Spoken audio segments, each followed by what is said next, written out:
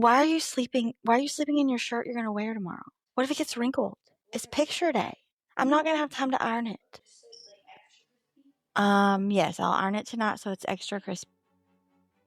Dear America, we're not asking to be remembered later. We're demanding to be heard now. We're the moms packing lunches and tracking legislation. We're the ones at school board meetings, in library lines, and behind the wheel at 7 a.m. We've read Abigail's letter, and we're writing our own. This country is ours, too. Don't underestimate us. We're two moms in suburban Dallas. We do carpool, we forget snacks, we pack lunches in the dark, and we're watching politics show up everywhere we go. We're not historians, but we are paying attention. And the more we look back, the more we realize women like us have always been in the story. I desire you would remember the ladies and be more generous and favorable to them than your ancestors. Abigail Adams, 1776.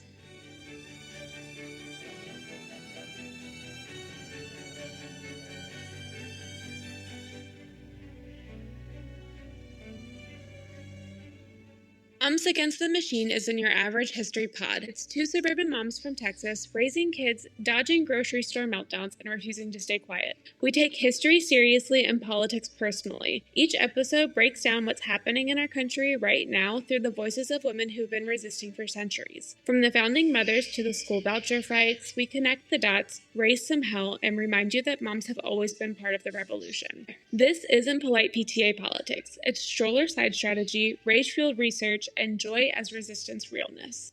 I'm Jen. I'm raising teens in a district that doesn't want to talk about gun violence or book bans, and I'm talking anyway. I've navigated single motherhood, lost health care during job transitions, and watched my daughters grow up in a state that tries to silence their voices. I volunteer at my schools, I call my reps, and I still manage to throw sarcasm around like confetti. I believe honesty, empathy, and action go a long way, unlike our administration. And I'm Chelsea. I'm a stay-at-home mom with a science brain, a bookshelf full of banned books, and a passion for turning rage into action. I raise and homeschool two little ones in the middle of Texas suburbia and still find time to track legislation, yell at Fox News, and sprout baby plants. I've lived through reproductive trauma, NICU visits, and spiritual deconstruction, and reshaping my faith to hold inclusive beliefs. And I'm done whispering. Moms deserve better, and so do our kids. Let's start with Abigail. Everyone knows the Remember the Ladies quote, but have you read the whole letter? She was writing to John Adams in March of 1776 as he was working on drafting the laws of the new country. And she wasn't just being poetic, she was making a political demand. Abigail said, "Particular care and attention is not paid to the ladies we are determined to foment a rebellion." That is not the least bit subtle. Abigail was a powerhouse with a pen. But I wonder, how did John receive her words? Oh, he laughed it off, said women were already too powerful in the home, and joked that men would become slaves to their wives. Of course he did. I'm so sick and tired of the narrative that strong women will somehow siphon power from their husbands. There's enough room at the table for everyone. I'm glad she didn't stop and kept pushing. Like RBG said, equal rights for others does not mean less rights for you. It's not pie. Abigail ran the family farm while John was away. She managed investments, she educated their children, and in her letter, she spoke of equality, justice, and the hypocrisy of a revolution that left out women. Chelsea, have you ever felt dismissed when you've raised political concerns at home, online, or in your community? When Roe v. Wade was overturned, I was pregnant with an already high-risk pregnancy and terrified about what care would look like in Christian nationalist Texas. My concerns were not heard or validated. Yeah, for me, it's everywhere, all the time. It's exhausting. Online, I was just arguing with some of our CD5 Lance Gooden representatives, constituents, and others online tonight, and my entire family is pretty much MAGA, so I'm very ostracized all the time. Yeah. But sometimes the rage in the comments kind of fuels you for the revolution. It does, yes. But I think Abigail would have definitely been on Blue Sky. She would have been calling out the hypocrisy, writing letters, and showing up to school board meetings with her binder full of receipts. What do you think Abigail would say about your Facebook comments, Chelsea? Probably give me a high five and take a rest. Smash the patriarchy and all that. What she teaches us is that the revolution was never just in the streets, it was also in the homes, and sometimes the most radical thing a woman could do was write a letter. She said, "Learning is not attained by chance. It must be sought for with ardor and attended to with diligence." Whew, that line is seriously powerful. Here's to all the moms out there Googling their congressman's voting records and fact checking everything. May you continue to seek out opportunities to increase your knowledge now more than ever before. Does that also include spending the entire day on Open Secrets? It does. It Okay. definitely does. All right. Now let's talk about someone who doesn't get nearly enough credit. Mercy Otis Warren. This woman was an absolute powerhouse with a quill.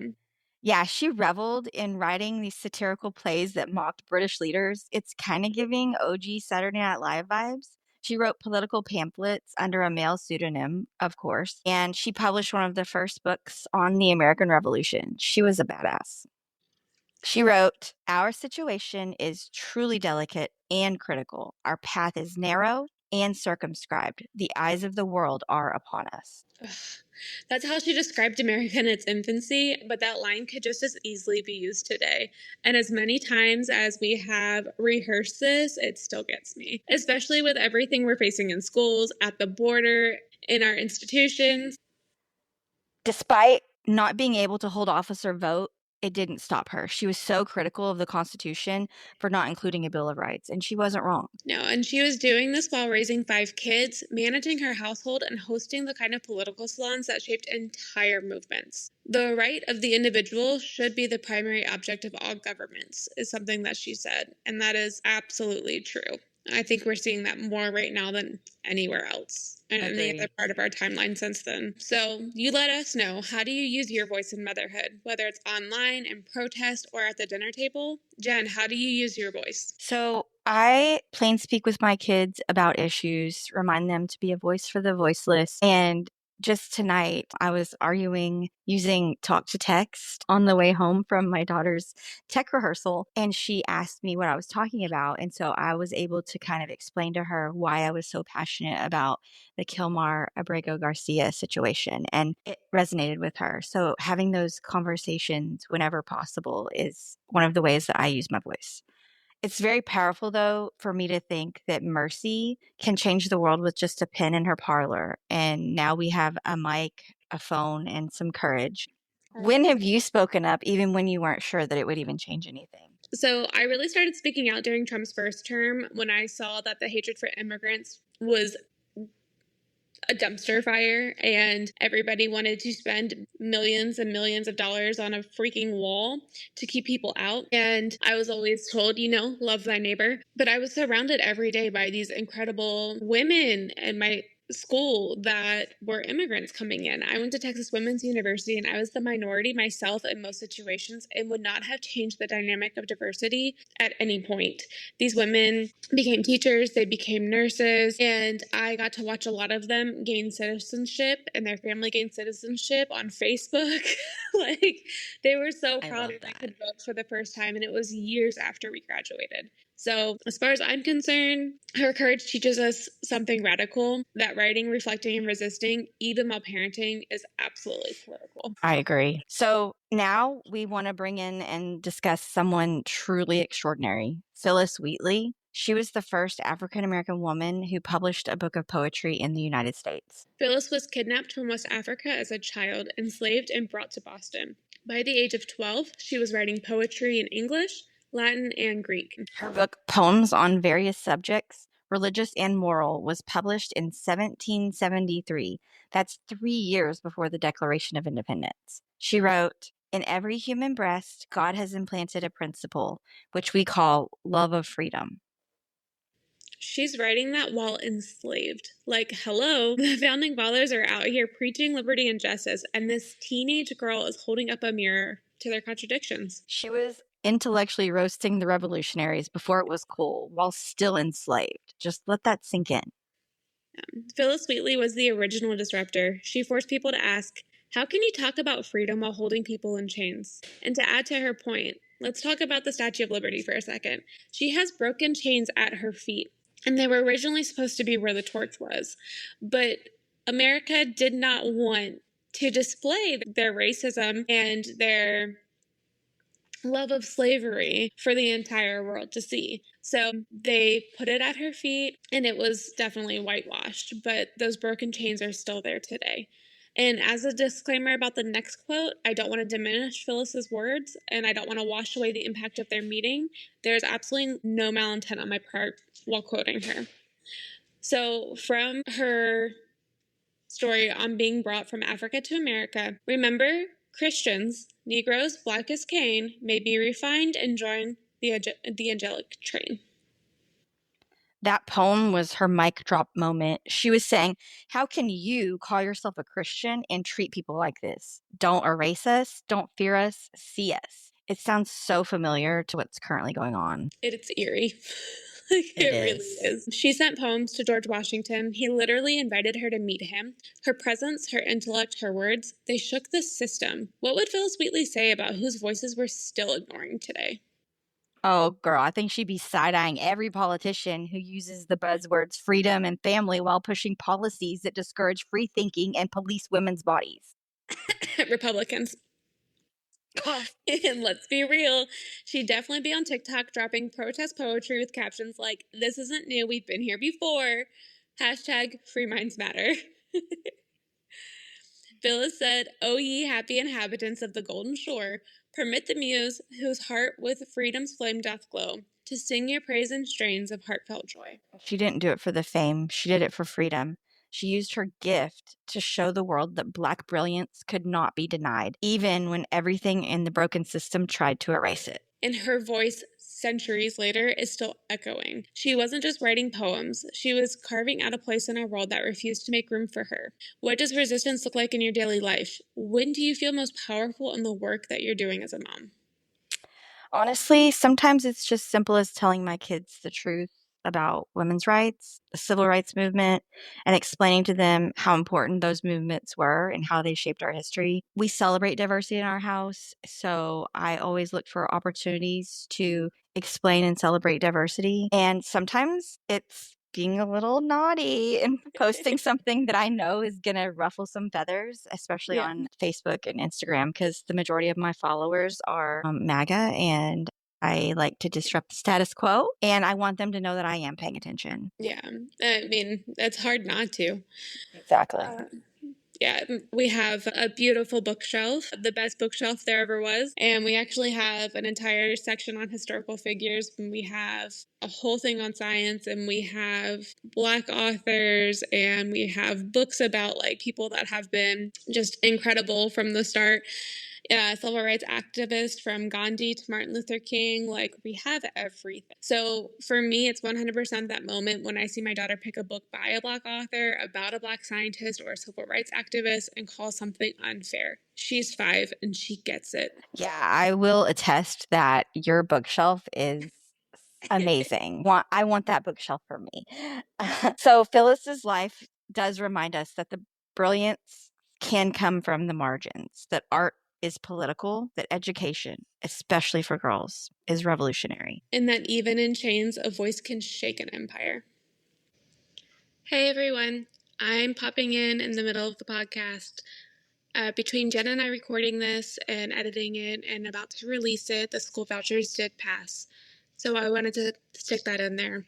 We don't want to release it after it passes and still have hope in the episode when we know that it's not there. So the package with the vouchers included about a $7.7 billion public school funding increase. They scaled down the voucher program to about 25,000 students, and they're trying to give priority to students with disabilities, low-income families, or people who attend schools that are rated a D or an F. James Talarico suggested putting it up to vote for all of the Texans, and they said absolutely not. They tried to pass it without the vouchers, and Greg Abbott said, no way, we're not doing that, and that he would basically table it or destroy every budget that they try to pass without the vouchers in it.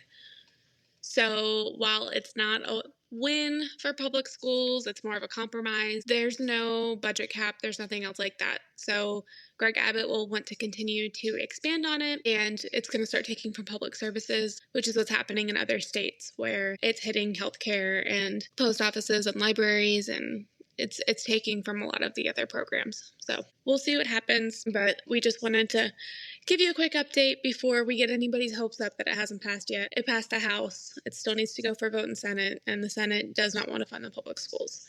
So we'll see. Anyways, enjoy our next section. But let's go ahead and bring it back home. Texas just held another hearing on school vouchers and tabled an amendment today. And over 700 people came to testify against them. Wait, did you see they were protesting today also inside of the Texas? Yes. Yeah. So I think the 700 people testifying for all those hours is just so incredible. It was 18 hours, wasn't it? Yeah, something like that, but just incredible. It was moms, grandmas, teachers, former teachers, people who had full lives, and they still made time to show up and defend public education. Yeah, some of my favorite Texan political influencers were there until 2 or 3 o'clock in the morning. And these vouchers, they're a disaster. They pull public funding into private institutions that aren't held to the same standards and can deny entry to kids with disabilities or different learning needs. Or deny kids entirely based on race, religion, or test scores. And they still get tax money. That is not choice. That is called discrimination. In suburban Dallas, we already see funding gaps, redistricting, schools scrambling for resources. If this passes, it will gut schools even further. So, Chelsea, do you actually know how much your district would lose? Tens of millions over time, but 2.7 million immediately. That's teacher salaries, that's library programs, that's para support, mental health resources, and not to mention, when schools do well, so does the community. Exactly. Let's break that down, though, a little bit further. So, the average voucher in Texas would remove between 8 to 10,000 per student from public schools. If you multiply that by 10,000 students who opt out, that is a massive loss. I mean, we can't compete with that. No. Every child deserves a free, fair, and fully funded public education. That was testimony given from a Texas mom who spoke at the hearings this past. Yeah. When was it? It was like a month ago. Yeah, this past month, I'll say.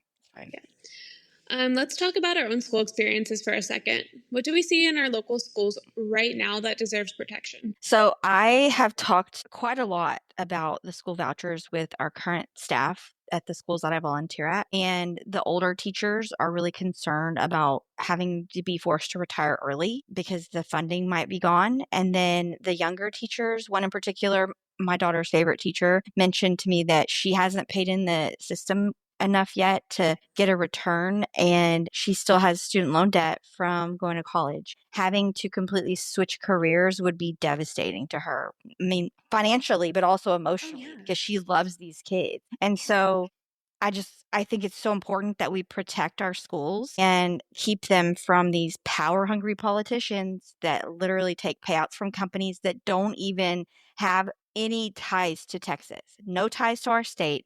The STAR test, they make millions and millions of dollars. They bank off our children. Yeah. Oh my gosh. The state of the schools and democracy is making me so sad right this moment. I know. I see moms organizing snack drives, teachers buying their own supplies, schools trying to be safe havens, and it's all on a shoestring budget. If I had a mic in front of a Texas Education Committee right now, I would say that these vouchers are a scam.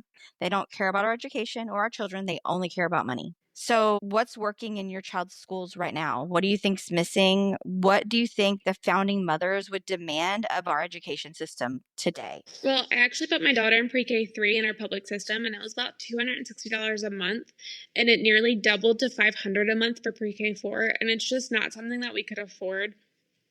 On top of daycare for my younger with my salary. So I actually stopped working to take care of them. And now that we're getting close to kindergarten, we are looking at putting her back in school.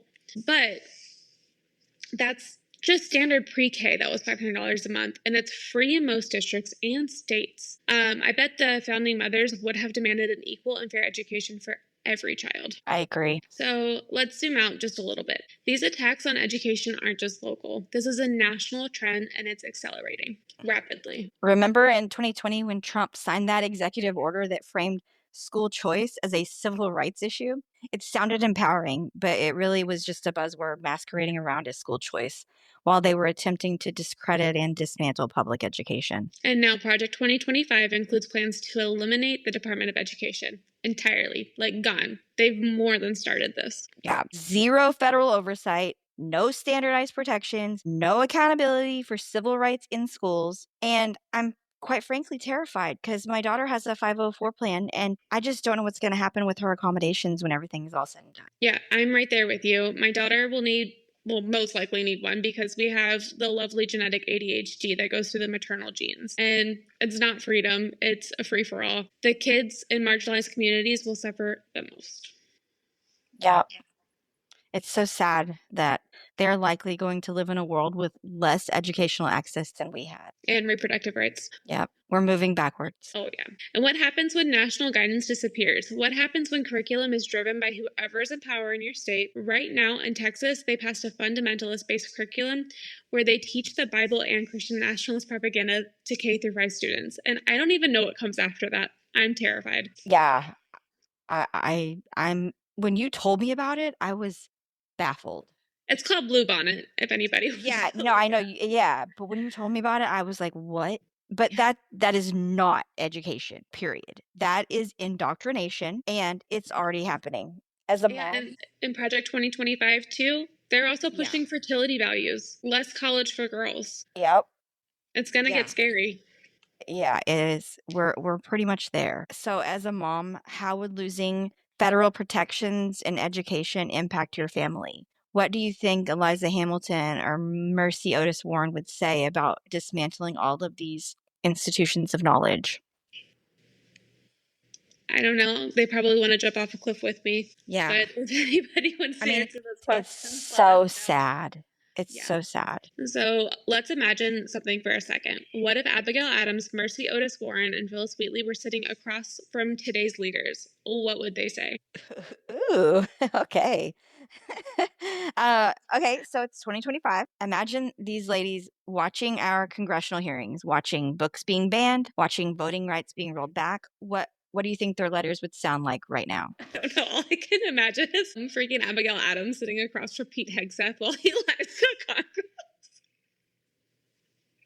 Okay, sorry. Abigail will be standing next to AOC and Bernie at the Fight the Oligarchy tour for sure. I warned you in 1776 to remember the ladies. You didn't then, and you still aren't. Don't mistake silence for submission. Yeah, see, I think Phyllis would be trolling congressmen with emojis on boards over the Signalgate issue. I can totally picture it. Totally. But, when liberty is endangered, the pen must rise. If I were alive today, I would be on every page, every screen, dismantling tyranny with truth. And I don't doubt that with her absolute trolling. I love a good troll. I'm not going to lie. Mercy would be 100% holding town halls, bringing receipts to the table. My words traveled across oceans and reached the ears of Washington. Do not think your walls of power can silence those born to speak. And what would we say back to them? We'd say we see you, we thank you, and we're picking up the torch. Not because it's easy, but because we know how much was sacrificed to give us the right to fight. I'd want to tell them that motherhood is still political, that we're working double shifts, raising the future while pushing for a better present. We'd ask them, what would you do with a smartphone and a vote?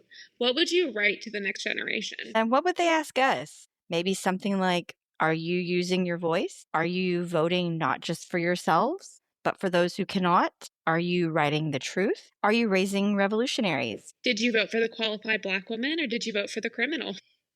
Exactly, the convicted felon. Oh my goodness. Because if they believed in liberty without even having a voice, what excuse do we have now? Exactly. Their legacy is not a relic, it's a rally cry. And we're still listening.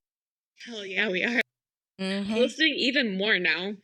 I know. Okay, so before we wrap up today's episode, we actually wanted to share something really powerful. A few letters to America that listeners have already started sending us. Some are heartfelt, some are fiery, some are barely longer than a tweet, but every single one reminds us that moms aren't sitting this moment out. We're in it. Dear America, I'm a mom and I'm tired of screaming into a void, but I'm still here, still shouting because silence never saved anyone. Dear America, my kids deserve the same freedoms I had, and I won't let you forget that. So we'll keep reading these each week because this is more than a podcast, it's a community. So if you're listening and you have something to say it. Write your own letter, record a voice memo, DM us, email us at momsagainstthemachinepod@gmail.com. You get with us on TikTok at Moms and Machines, Instagram, Moms Against the Machine. And finish this sentence with us. Dear America, I'm a mom, and I am not going anywhere. am raising the next generation of change. Have something to say, and you're going to hear it. We're Moms Against the Machine. And this is only the beginning.